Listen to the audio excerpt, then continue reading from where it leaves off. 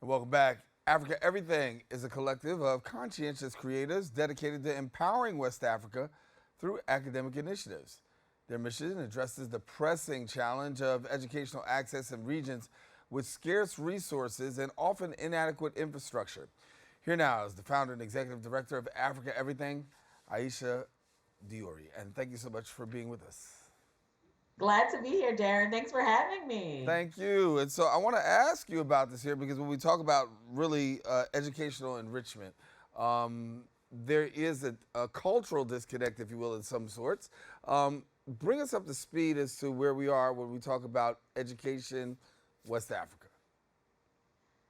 So I was brought up in West Africa myself too. So one thing I noticed is that there's a disconnect happening with making sure that there's safe learning spaces and there's opportunities with what's going on the ground.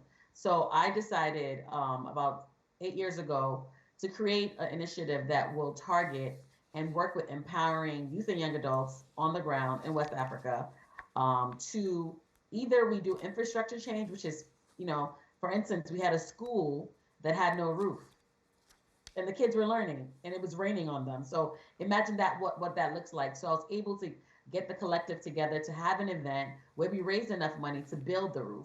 We have students that have gotten scholarships from Africa Everything that now are about to finish college or creating their own businesses. So it's like 360-degree kind of like circular in empowering people for change. Because if you're able to offer it and give it, I think it's best because you kind of really create these dynamics where you kind of push in the gap, because a lot of, as you know, Africa is trending. Africa is the now, and education is one of the most important components.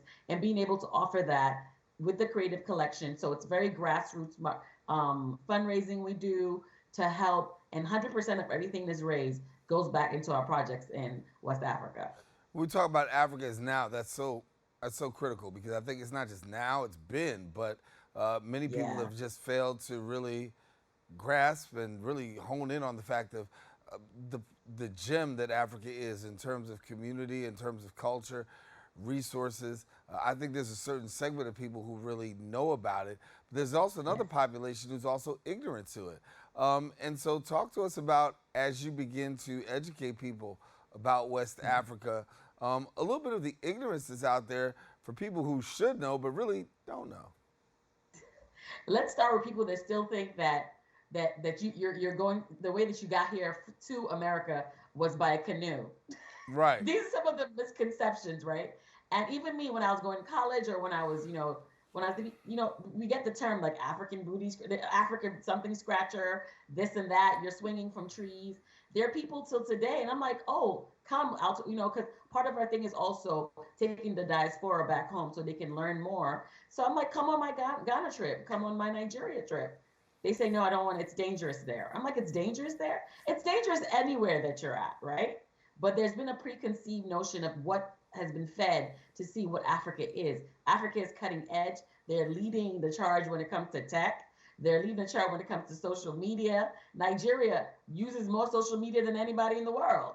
So like when you're talking about Africa is not in the now, or those kind of like ignorant comments that were created, like, stereotypes and things still till this day go on. There are people that will not go to Africa.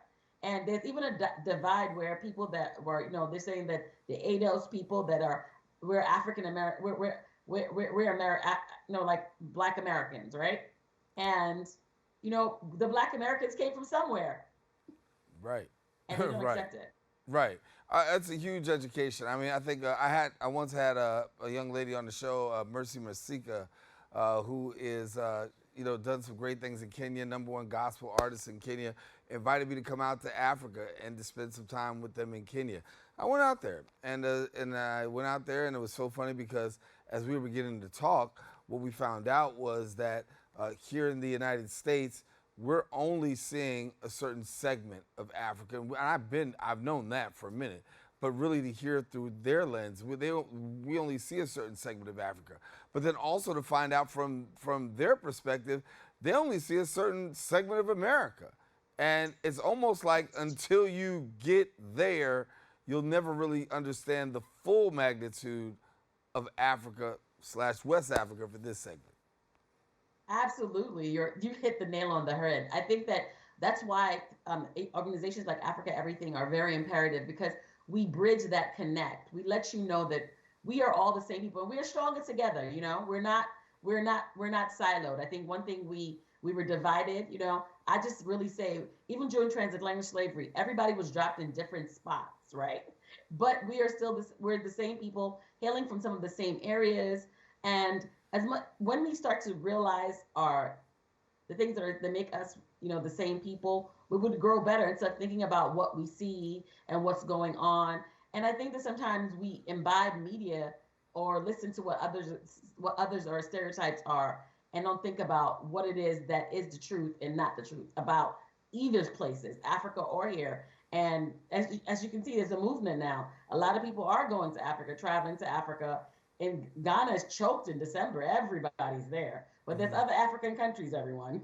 Yeah, I mean, you got to get out and see. And I tell people, till you visit Africa, you haven't, you've missed a lot. I'll leave it like that. I can't tell you exactly what I told because we're on television, but yeah, you missed a lot. Let me go here for a moment. When we talk about the work that you're doing, obviously bringing education to the forefront, educating. Let somebody know exactly as they become a part of the organization and find out about your organization, some of the groundbreaking work that you are doing. Okay, so I can even start. Like I said, we started 8 years ago. So the first event was, a collaboration with creatives to create like a fundraising party Afrobeats event to get people to come, and they all had to dress in African wear. So we're amplifying the culture within the stuff that we do and teaching people. I remember that first time, people were like, where can I get an outfit? Where can I get an outfit? And that was 2017. I said, there's outfits everywhere. But literally with the money that we've raised, we've been able to impact 5 different countries so far. We've done Nigeria, Ghana, Liberia, Abidjan, and Senegal. So in Nigeria, we were able to pay for young designers schooling as well as get her some supplies for her projects. And now she owns a store with 4 different tailors. Can you imagine? Wow. Somebody that just started, and then we were able to, help foster that. In Ghana, we've renovated 3 schools. In Liberia, we actually renovated the school of Marcus Garvey, the James Stewart School. It was dilapidated in Liberia, because they had the war going on in Liberia. So we were able to renovate the James Stewart School in honor of Marcus Garvey. So that was a big one. And in Abidjan, currently we're working on renovating a school in Port Boué in Abidjan, which is a francophone of West Africa. So we're trying to do one country at a time, but fundraising is not an easy task.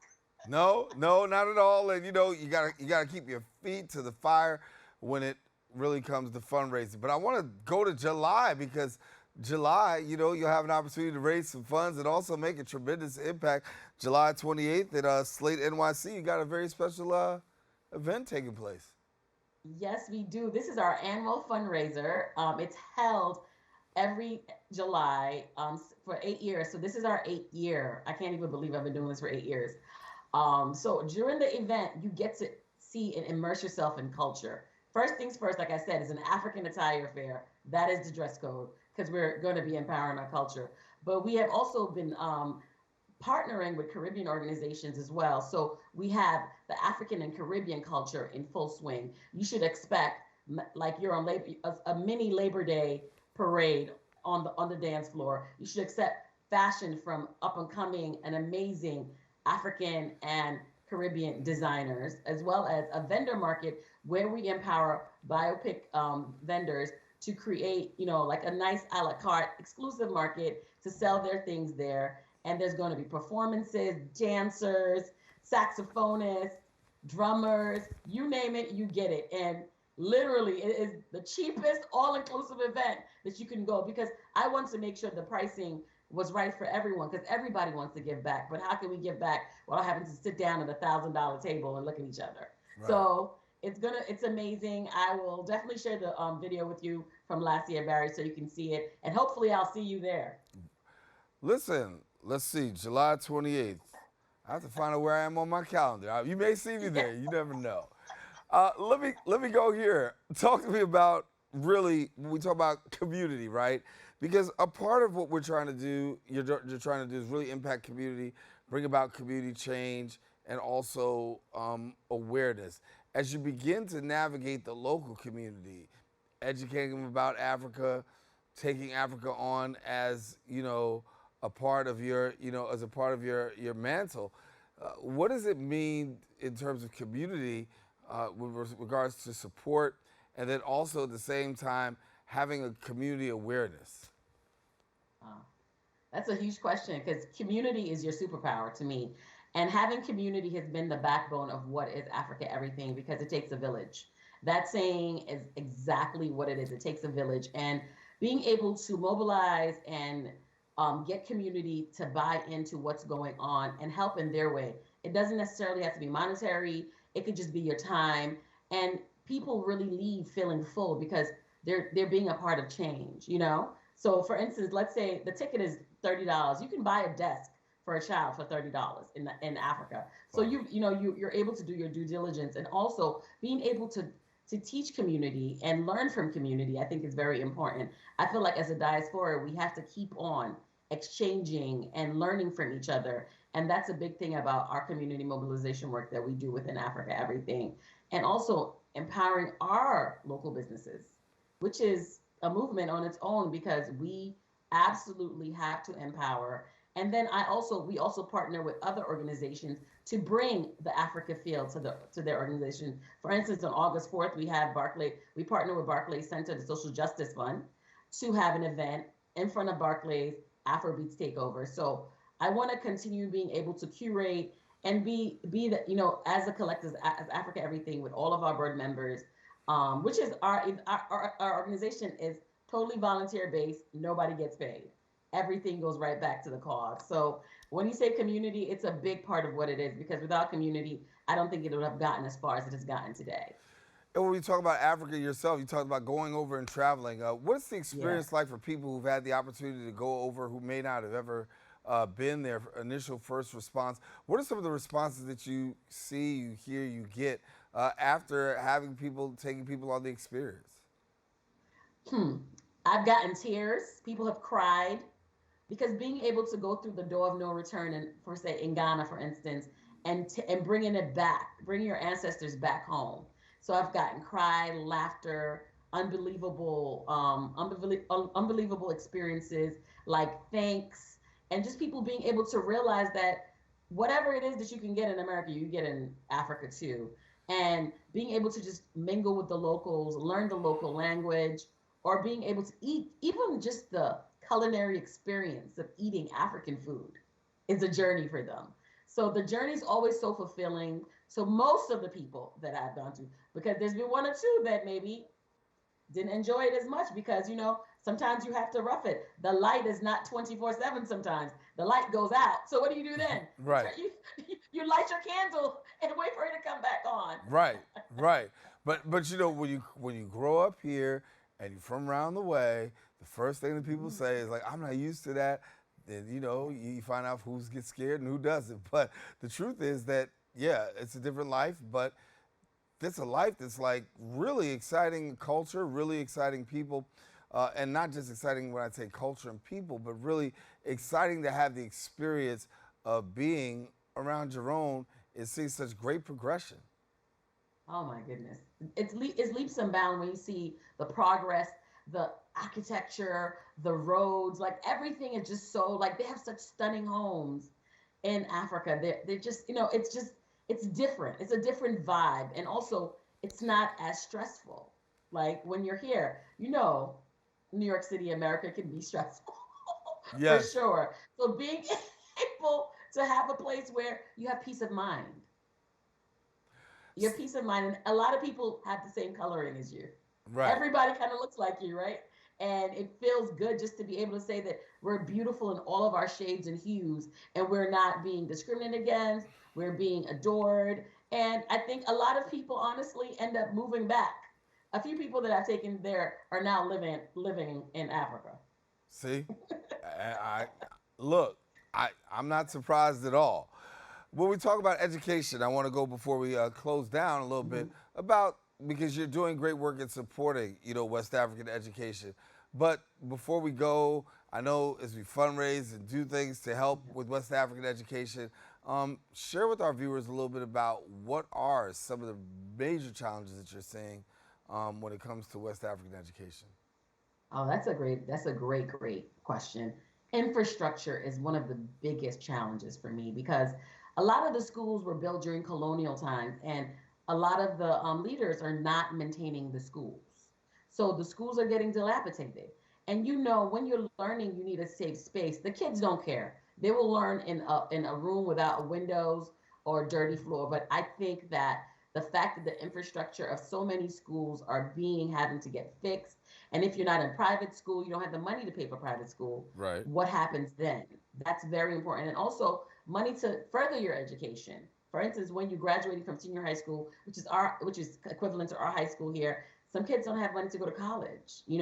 So being able to help with getting supplies and getting, infrastructure. Also, their desks, even their desks and their chairs, some of them are broken. Quite simplistically, they're kind of sharing space in little spaces. These are some of the things that come up. And sometimes it could also be a basic need like meals. For instance, we have a school project we did in Jamestown, Baker Bay School. The kids don't eat. A lot of the kids were orphans, so they don't get to have one square meal a day. So just being able to help in fostering some of those things and filling some of those gaps and those holes are very important, because if you reach one, to me, even if I reached one child through Africa Everything, we've reached 1 million, because one can then piggyback to another one, and they can also empower the movement on their own as well too. Yeah. So Aisha, before we go, how do people connect with Africa Everything, and then also, on social media? Yes. Thank you so much.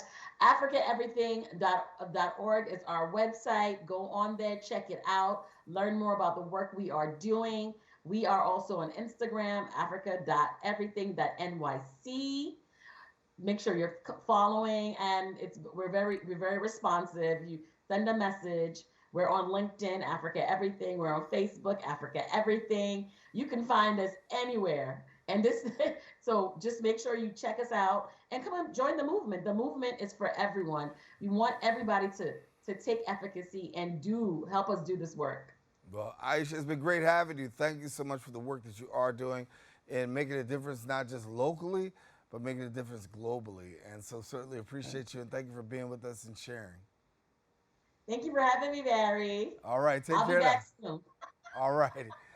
We're taking a quick break, and guess what? We'll have more right after this.